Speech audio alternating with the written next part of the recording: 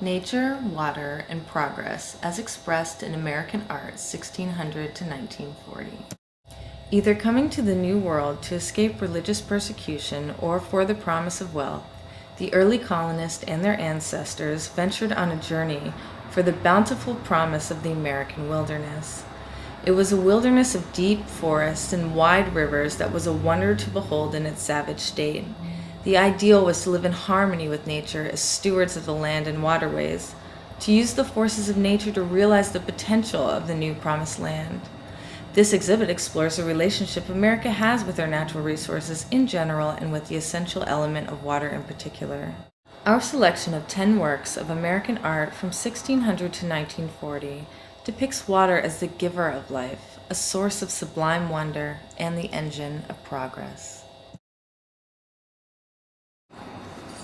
In the engraving by Johannes Stradamus, 1600, from the Nova Ruperta, Amerigo Vespucci awakens the sleeping America, Stradamus shows us that America is already his possession, a feminine object willing to be dominated and exploited. Once the waters of the Atlantic had been crossed, America's water resources would become the focus of progress, leisure, and life. Art over the course of this country's history has reflected this focus.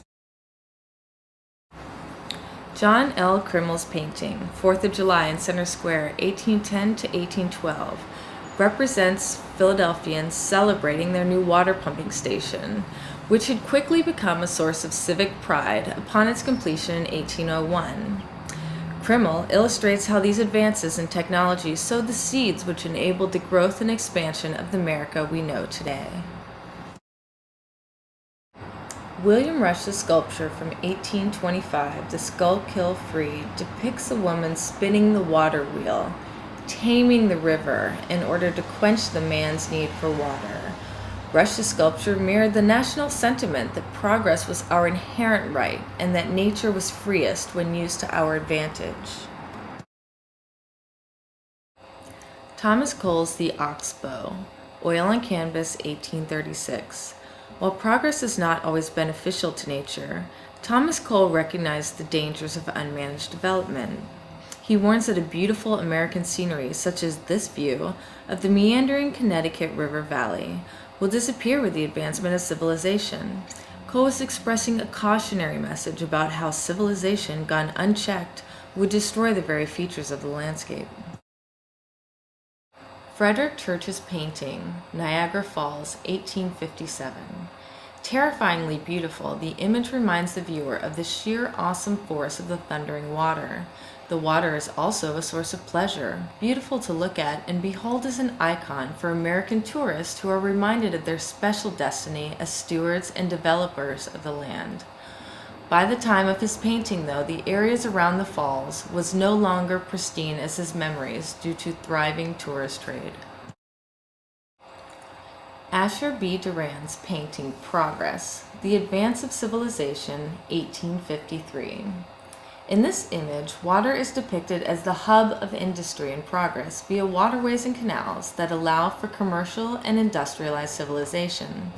Durand rejects Cole's notion that progress left unchecked would destroy the natural landscape and sees nature as a blessing. Man can grow and develop nature while still enjoying the many wonders it has to offer.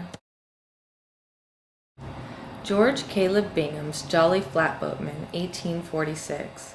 By the mid-19th century, American waterways had become engines of economic progress, as the newly built Erie Canal and westward expansion to the Mississippi River created new markets and the ability to transport both raw materials and finished products to factories and consumers. This idyllic scene of river boatmen lazily floating downriver enjoying an impromptu celebration on the deck of their boat. Bathed in golden light, a symbol of God's all-seeing eye, the painting suggests the achievement of a divinely inspired relationship between man and the river. Thomas Eakins' The Swimming Hole, circa 1885. America would develop into an industrial power by exploiting nature's resources. America had an ever-growing fascination with mastering of science and machinery. The artist Thomas Eakins shared this fascination also, but sought a balance between industry and nature. Here he gives us an image of himself and a group of his students swimming in the water, enjoying the simple pleasures of a benevolent Mother Nature. Ironically, the swimming hole is a man-made reservoir which also satisfies the industrial needs of a nearby mill. Perhaps Eakins is commenting on the possible harmony between industry and nature, or on man's use of water to create industry, or perhaps he just likes seeing naked boys frolicking in the water. John A. Roebling, designer of the Brooklyn Bridge, created a dramatic symbol of this new age of modern technology. Built between 1869 and 1883, the bridge is a perfect example of man overcoming nature in general and water in particular. Suspended from a web of steel cables, the bridge needs no intermediate supports from below, allowing river traffic to flow freely. Man has conquered nature in the sense that this large obstacle of water no longer stands in our way. The new American landscape of concrete, glass, and steel seemed to contradict the early promise of living with nature in harmony. However, artists such as Frank Lloyd Wright sought a middle ground whereby they could embrace modern technological advances and still capture the essence of nature's divine beauty. Here, in his residential design, Falling Water, which is built over an actual waterfall, the house appears to emerge from the landscape itself. The peaceful sound of water echoing through the rooms adds serenity to the space. Wright achieves the promise of America by striking the right balance between technology and nature as the house becomes part of the river. It is a hopeful reminder that we are part of nature, part of the water, and that we must care for our gift. Whether celebrating or taming nature, American art between 1600 and 1940 often dealt with man's changing relationship with nature as symbolized by the use of water. Today, we are concerned about global warming, water pollution, overfishing, and general environmental degradation. Perhaps the art of our generation and beyond will, like the works discussed in this exhibit, alternately celebrate nature and mourn the negative impacts on it by humanity.